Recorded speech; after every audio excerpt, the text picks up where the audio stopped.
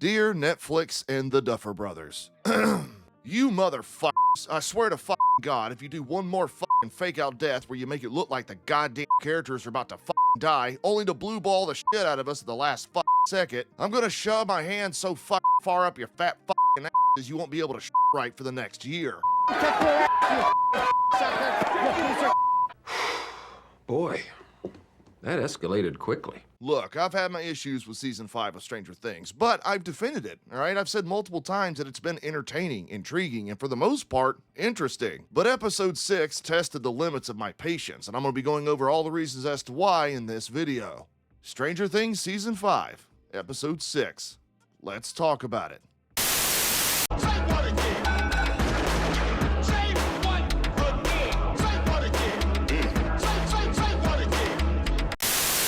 If you paid attention while I was losing my damn mind in the intro, you'd already know my biggest issue with episode 6 is the fake out deaths. Deaths with an S, which is plural. That means they pull this shit not once, but twice in the same episode. The first happens in Dustin's side of the story, where he, Steve, Nancy, and Jonathan are exploring the Upside Down's version of the Hawkins lab. Since Nancy likes to shoot first, shoot second, shoot a little more, and once everything's dead, she asks a question or two, she's responsible for blowing up the big ball of magical bullshit energy at the top of the lab. As a result, her and Jonathan are trapped inside of a melting room that's filling up with gray goop. Right. Now, hold up, I've got some questions about this setup. First of all, what kind of damage does the magical bullshit energy cause? It seems like it can melt entire buildings, but if you look at Nancy and Jonathan, they're fine. Does it melt metal and paint, but not clothes and skin? How come it's only melting the roof in this specific scene? When we pan over to Dustin and Steve, pretty much everything is coming down, from the walls to the roof and even the floor and the stairs, but in Nancy's room, it's just the ceiling. Wouldn't the floor buckle under the weight of all this gray goop, sending them to the floors below and likely killing them? I guess not. I'm sorry, I'm allergic to bullshit. So the gray goop is getting higher and higher, to the point Nancy and Jonathan have to climb atop a table and wait for their inevitable deaths. But along the way, they're having a conversation about their relationship to pass the time that's so cringe that it gave me Forrest Whitaker eye. Thanks for the payoff, by the way, Duffer Brothers. I'm so glad we did this Steve, Jonathan, Nancy love triangle thing for 3 whole seasons, only for it to conclude with whatever the fuck this is. Do you accept my own proposal? I accept your proposal. And what do you know? The gray goop stops filling the room, it turns into the fastest drying liquid in the known universe, and they both wait for Steve and Dustin to come and save them. And I don't understand why neither of them don't die here. You can make an argument for Nancy, because she's Stranger Things' version of the girl boss, and killing her is a modern entertainment sin. But what the hell has Jonathan done besides stand around and be mopey for the last 2 seasons? Does this piss anybody else off, or am I being irrational here? Let me know your thoughts in the comments, and I'll make sure to meet you down there and respond to you.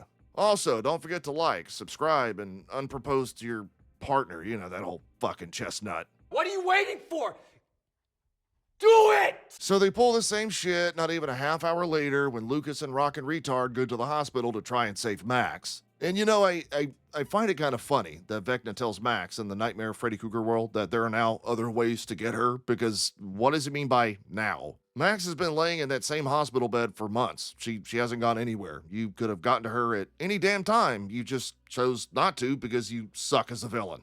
Anyway, so they get to the hospital, they're rushing to get Max because Vecna all of a sudden grew a brain and is sending demo dogs after her physical body. But wait, Rockin' Retard has to stop and talk to Vicky because in every tense situation in this fucking show, we gotta work through our feelings. And I gotta say, they're really trying to give Vicky more screen time here so that we start to care about her, and I fucking don't. Not really. Kill the little bastard, see what I care. So Lucas gets to Max, the demo dogs conveniently avoid killing Rockin' Retard even though Vecna knows she's plotting against them since she was in the truck that was trying to get the other kids out of Hawkins, and they manage to escape to the laundry room in the basement. And here it was. You know, I thought it was going to happen. Even though this show has cock-teased me worse than any woman I've ever met with killing characters off, I thought we were about to get a significant death. Running Up That Hill was playing for the 9,000th time in the last hour. The demo dogs were approaching like a bad impression of that one scene from Jurassic Park. But lo and behold, a savior emerges from the fire and smoke of a laundry machine explosion. The heroes stood, triumphant, looking at the faces of those they just saved, and as the dust settled, they're fully revealed. It's Karen Wheeler. Really? So not only did this woman get bitch slapped by a demogorgon and somehow survive, because those creatures are as strong or as weak as the plot needs them to be, but she somehow managed to get out of her bed, limp down to the basement, wheeling around a heavy-ass oxygen tank, and put it in a dryer without being seen. God.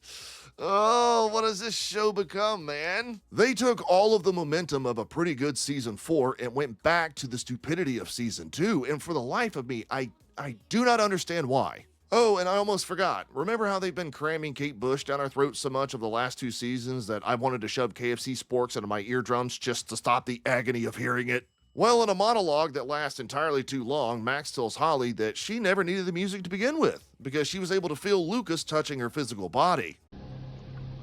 Are you retarded? Firstly, if you didn't need that song, the Duffer Brothers are a couple of assholes for playing it nonstop the last 2 seasons. But secondly, yes, you did need it.